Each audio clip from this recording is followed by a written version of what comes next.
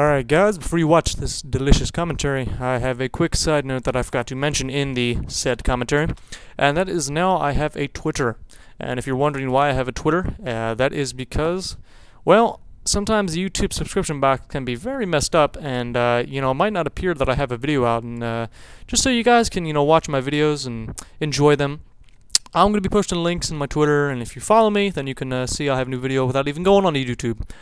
So, if you have a Twitter, come over and follow me if you would like, and I'll be posting little updates, maybe something throughout the day if I have something funny to say, but whatever. For the most part, it's just going to be, tell you I have a video out and all that stuff.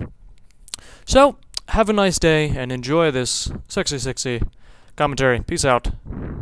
Alright, then what's up, guys? Today we got a domination game on firing range. Going to be using the low reflex, hardline, hardened, and hacker. Killstreaks are going to be counter UAV, Blackbird, and chopper gunner. Boom, let's get it done. Let's start talking.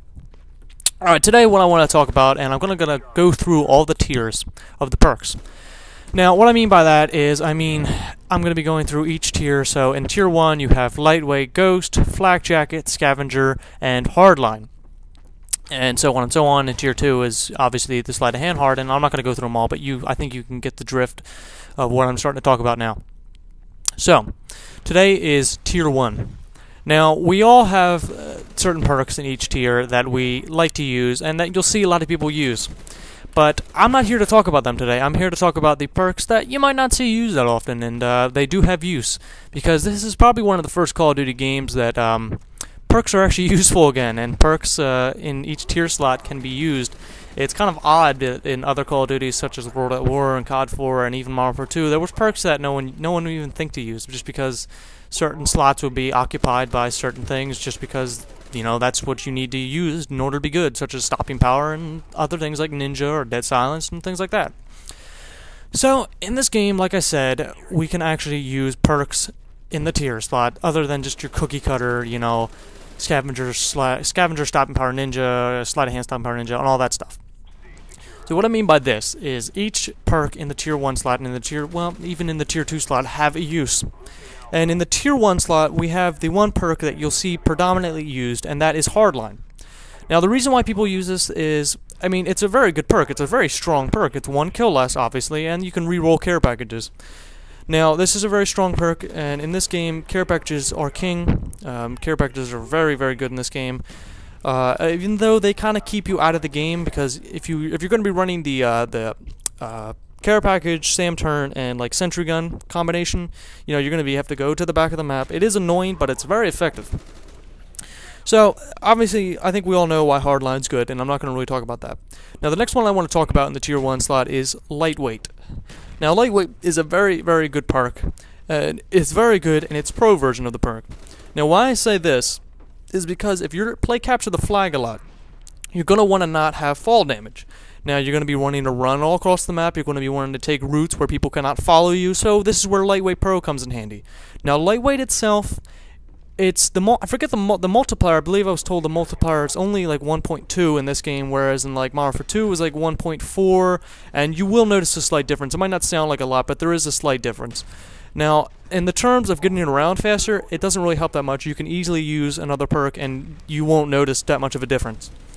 Now, this is one of those perks where the pro perk is where it benefits.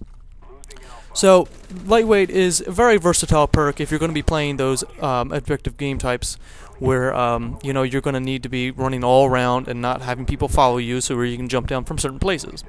Now, the next perk I want to talk about is Ghost.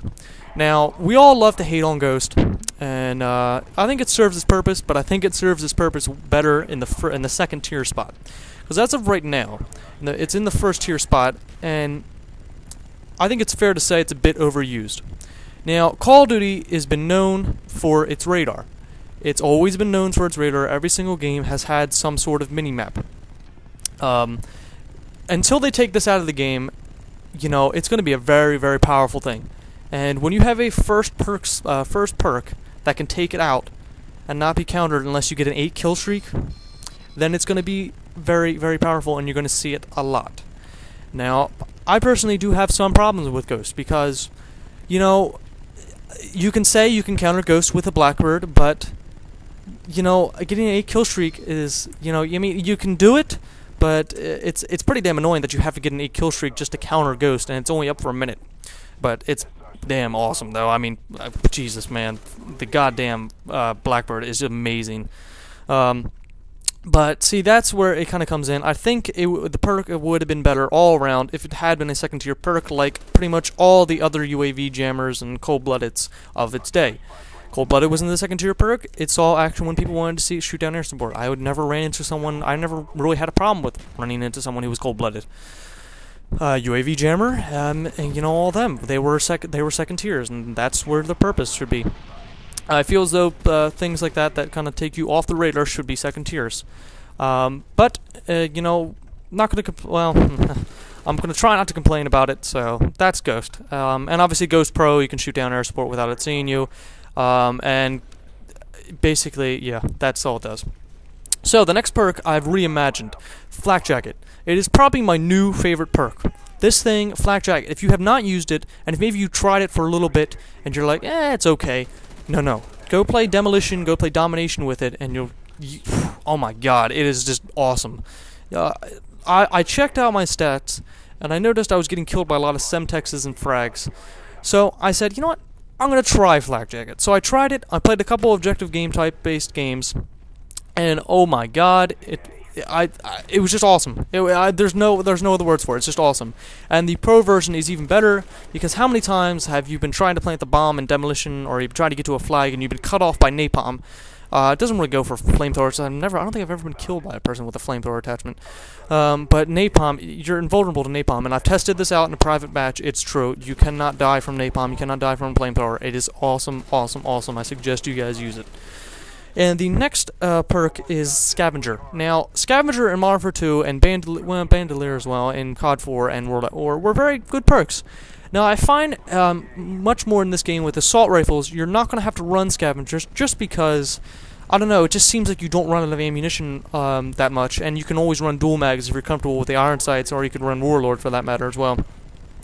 So, I'm not having a problem running out of ammunition, unless I'm using a submachine gun with rapid fire. Now, if you're using something like the Mach 11 with rapid fire, which is very good, I always use Scavenger with that. There's no other choice. Scavenger, Sleight of Hand, Hacker, or Ninja, or anything like that. That's what you're going to want to use. Something like the AK-74U, if you're going to run rapid fire. Pretty much any submachine gun with rapid fire is what Scavenger deals with. I don't think I've ever used it with an assault rifle, just because I haven't had to. So, I mean, so all the perks are very useful, and I think they all serve a purpose. And in the next episode, I'll be talking about the Tier 2 perks, and I'll kind of share my feelings, because there are some perks that are just kind of like, well, you know, and I think you probably know which one it is. It begins with an S, and second letter is a C. So next time we'll talk about the second tier, and peace out. Hope you enjoyed the video, and you don't know who I am, subscribe to me. You might like me. And to all my other great subscribers out there, comment on the video, share your thoughts on the first tier perks, and like it if you liked it. So peace out, guys. See you next time.